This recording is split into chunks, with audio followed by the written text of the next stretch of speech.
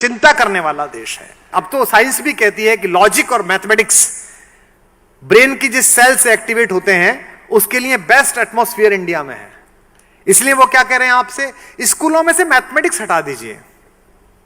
मैं एक सूचना आपको और दे दूं चलते चलते, अभी मैंने पहली क्लास से लेके 8वीं क्लास तक की हिंदी की किताब लिखी। तो कुछ ज्ञानियों ने मुझे कहा कि आपने 8 किताबें लिखी, इतनी मेहनत करी क्यों की? इससे तो आप कोई और किताब लिखते, रॉयल्टी में 5 करोड़ 10 करोड़ रुपए मिलते, इसमें तो कुछ मिलेगा नहीं, स्कूलों में भेजेंगे इनको।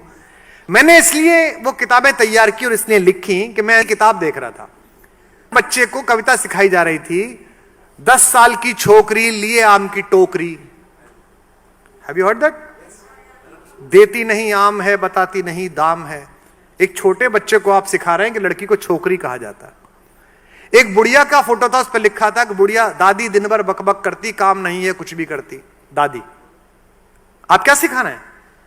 फिर उसके बच्चे भी इस दिन आपके लिए कहेंगे कि दादी दिन भर बकबक करती, फिर आप कहेंगे बच्चों को कुछ सिखाया नहीं है, क्योंकि आत्मा का इंटेक ही दूषित कर दिया। और मैंने इतनी रिसर्च की जी, इतना ज्यादा मैंने शोध किया कि मैंने एक छोटी सी कविता लिखी कि गर्मी में टिंकू दादी के घर से बीज घिए का लाया, आंगन के कोने में उसने जाकर बीज दबाया, पूरे घर ने मिलकर उसको खाद और पानी पिलवाया। ऐसी मैंने कविता लिखी। और रात को सोचते सोचते मैंने सोचा ये तो गलत लिख दिया, दादी कैसे लिख दिया? अगर टिंकू दादी के घर गर्मियों की छुट्टी में जा रहा है, इसका मतलब दादी कहीं और रहती है और टिंकू मम्मी पापा के साथ कहीं और रहता है, ये तो गलत संदेश है। तो फिर मैंने उसको सही करवाया कि छुट्टी में नानी के घर से, क्योंकि नानी तो फिर भी मामा के साथ रह लेगी, दादी तो बाप के साथ रहनी चाहिए। अगर दादी बाप के साथ नहीं रहती फिर कैसा घर है?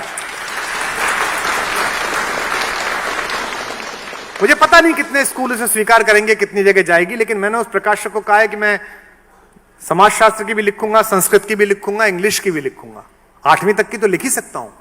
और उसमें विशेष रूप से मनोवैज्ञानिकों का परामर्श लिया कि क्या लिखा जाना चाहिए, क्या क्या इसमें चित्र बनने चाहिए, क्योंकि हमारे बचपन से ही हमारी जवानियां प्रभावित हैं और हमारी जवानियों से हमारे बुढ़ापे प्रभावित हैं। तो अगर बचपन में आपने बीज सही लगा दिया, सीड सही लगा दिया, युवक के अंदर सही लगा दिया, तो सब कुछ अच्छा हो जाएगा।